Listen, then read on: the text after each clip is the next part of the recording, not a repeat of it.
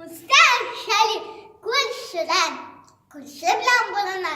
Булмады һич татулык, көн сайын бер усаллык, көн сайын бер катылык. Мин кибәргә көр үлсәм, ул чыгайым көтүгә. Мин куймага кар исәм, ул таратып бетерә. Быел абзар алдыма чәчтем кызыр кәбестән. Күршеминде билгеле, килде миңа һәр эштән. Минем кызыр кәбестән кыяклангач, өргülгәч, быел бәлеш ашыдек, ишкә шылы йөгергәч. Күршем бер көн базардан алып кайтты бер кәҗә. Онытамын бу мотлыгын, аның шушы көнгәчә. Кәһәр суксы, җир ятсан бу өметсез кәҗәне.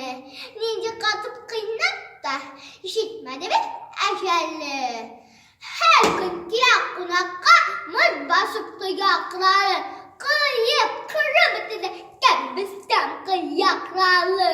Бетте бакчам, кылылды һич чала юк кәһәргә. Ошап кады түтәләр. Bombalanga şəhərgə. Xəzər indi aşıdan kəbistəmini daşladım.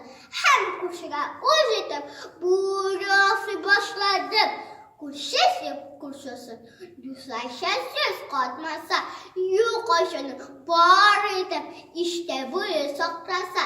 İnaşarı şuriken, tövbə, tövbə bu işdən. Konak idem kışımını, öpür kaçta gelmestem.